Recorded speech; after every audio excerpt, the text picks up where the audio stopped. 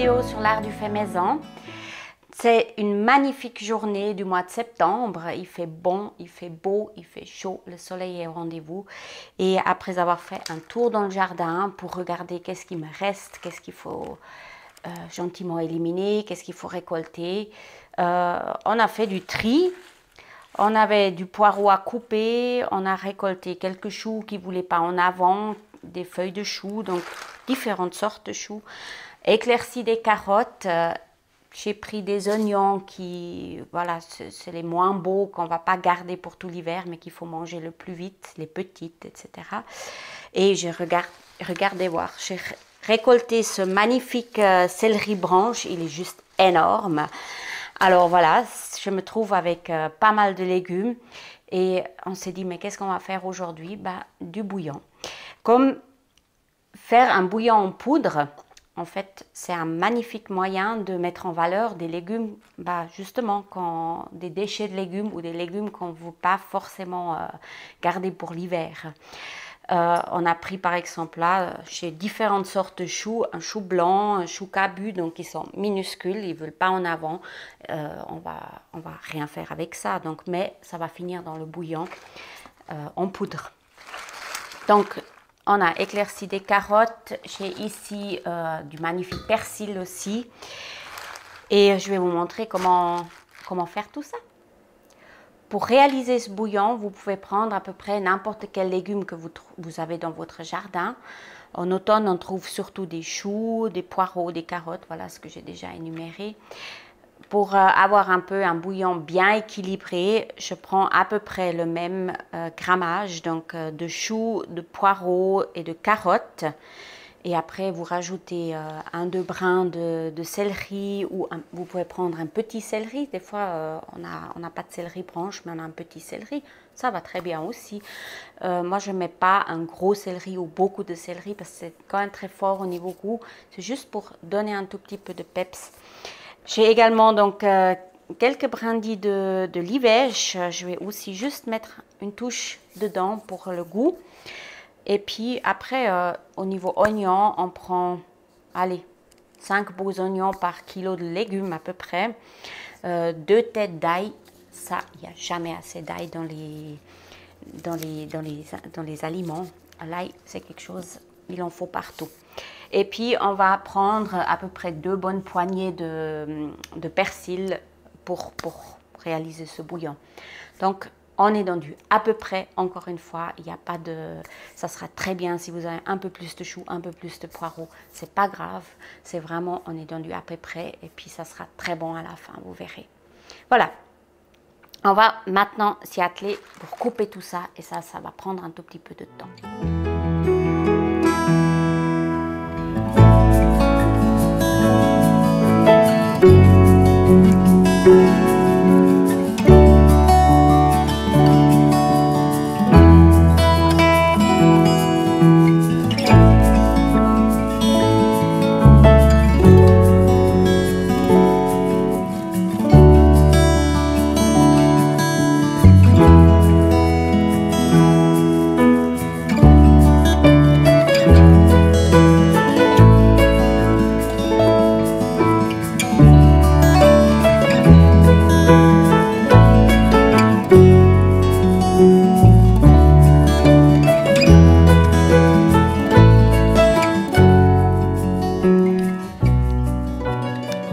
On a réussi à finir notre coupage des légumes. Maintenant, on va juste ajouter encore 2 bonnes poignées de persil.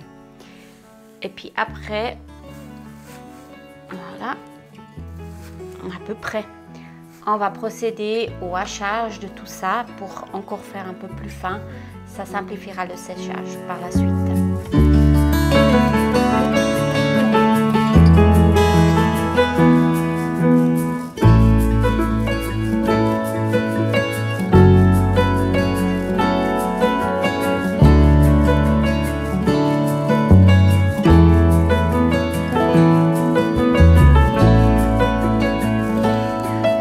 Avec tout le bol comme ça pour obtenir vraiment des légumes hachés un peu plus finement et ensuite on va les mélanger.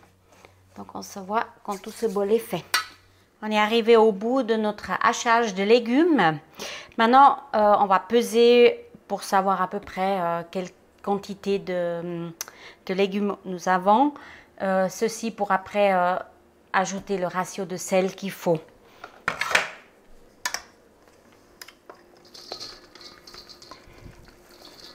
Oh, c'est lourd tout ça. J'espère que ma balance va tenir.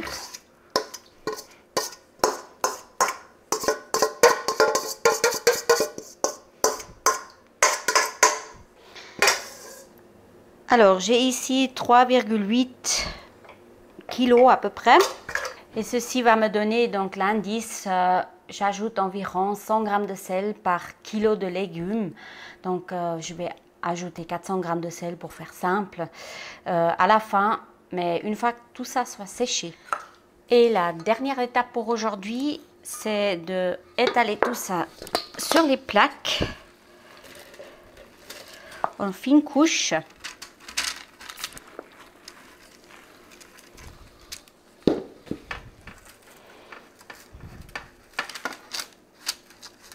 Alors pour la fine couche, c'est râpé. Il y en a trop pour faire une fine couche, mais c'est pas grave. Ça prendra un peu plus de temps pour sécher. Tout simplement, on étale ça comme ça.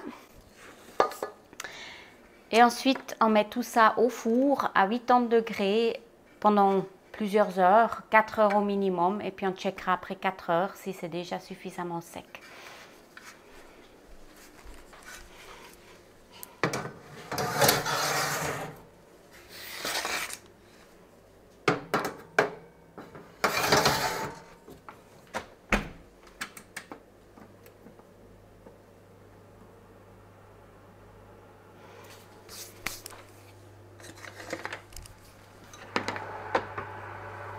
On laissera le four un tout petit peu entrouvert, juste pour laisser échapper la vapeur. Ça séchera un peu mieux. Après 8 à 10 heures de séchage au four, alors les légumes ils sont bien secs. Ça a pris bien du temps, moi j'avais vraiment une bonne couche. Quand vous faites une couche un peu plus fine, ça va un peu plus vite. Maintenant, une fois tout ça est sec, on va le mélanger au sel et réduire en poudre pour faire notre bouillon instantané en poudre. Je vais mettre tout ça dans un bol.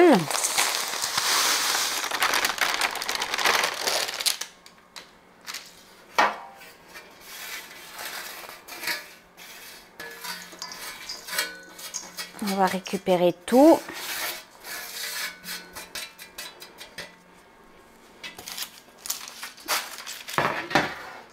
Voilà. Alors là, j'en ai une des 3 plaques. Je vais mettre les 3 plaques là-dedans. Ça sent déjà tellement bon. Ça, toute la journée, j'avais l'odeur des légumes qui sèchent dans la maison. On aurait dit que je cuis un bouillon toute la journée. Fantastique.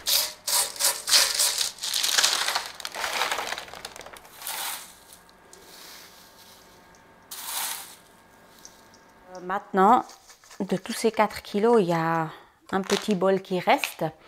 On va mélanger ça au sel. J'avais environ 4 kilos de légumes frais et on va les mélanger à 400 g de sel. Donc par kilo de légumes frais, je prends 100 g de sel. Donc tout simplement, je mets ça dedans. Et on va réduire tout ça en poudre, moudre finement. Pour ça, alors je suis pas gâtée, j'ai un petit moulin à légumes, donc un moulin à épices, pardon. Ça va prendre un tout petit peu de temps. Donc je vais faire ça en plusieurs étapes, en plusieurs fois. Mettre, ouais, peut-être pas trop, remplir mon moulin et moudre tout ça finement sur ma machine.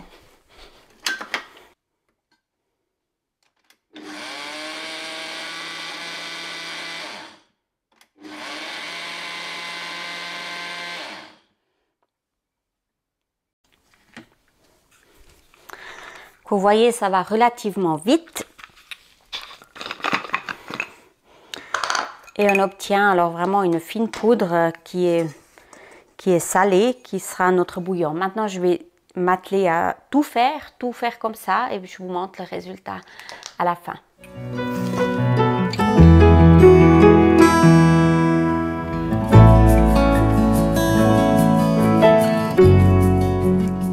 Tout est réduit en poudre. Donc là, les légumes et le sel en fine poudre. Et puis, je viens juste brasser ça encore un petit peu pour bien homogénéiser le sel. Je suis dans un nuage de bouillon. Ce qu'on peut faire aussi, on peut imaginer ajouter le sel avant le séchage des légumes, comme je l'ai fait pour le sel de basilic, par exemple. Une autre vidéo que vous pouvez aller découvrir sur notre chaîne. Ça permettrait peut-être que le sel, effectivement, il est un tout petit peu plus uniforme déjà dans les légumes. Mais le résultat, en fait, il est le même. Donc, ça ne change rien si vous l'ajoutez avant ou après. Vous voyez, comme il est magnifique, il est tout fin. Maintenant, la touche finale, alors c'est vraiment optionnel. Moi, personnellement, j'ajoute un tout petit peu de poudre de bollet. Si vous aimez aller aux champignons comme moi, je l'adore avec mon fiston. On a toujours des bolets, de la poudre de bollet, avec les troncs, par exemple, des bolets qu'on garderait normalement pas.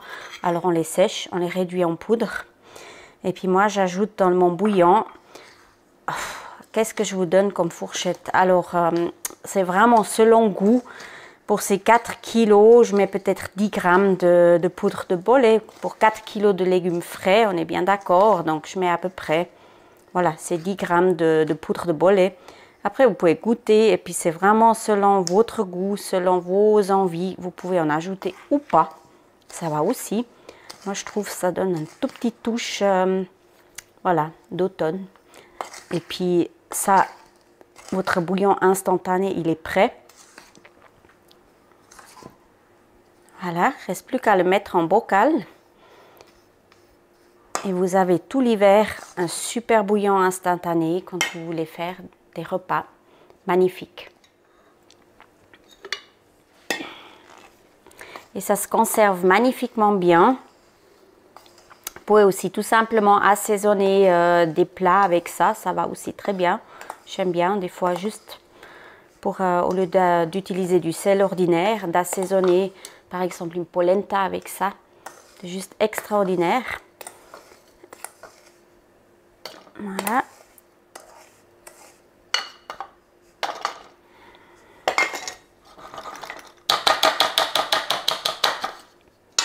Ouais, j'ai encore un peu de place.